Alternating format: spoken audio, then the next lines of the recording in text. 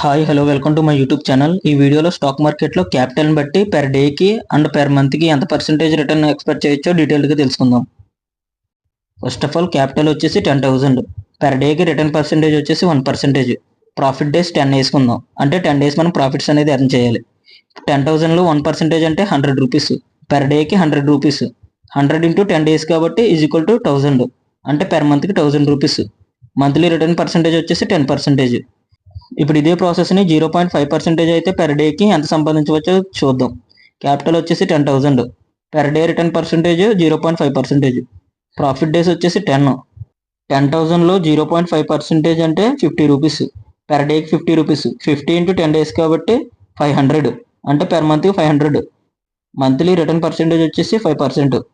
ఇలా మనం కాలిక్యులేట్ చేసుకుని స్టాక్ మార్కెట్లో ఇన్వెస్టింగ్ ట్రేడింగ్ చేయాలి. ఈ వీడియో కొంచెం ఇన్ఫర్మేటివ్గా లైక్ చేయండి. ఇలాంటి మరిన్ని వీడియోస్ కోసం మన ఛానల్ని సబ్స్క్రైబ్ చేసుకోండి. Thank you for watching.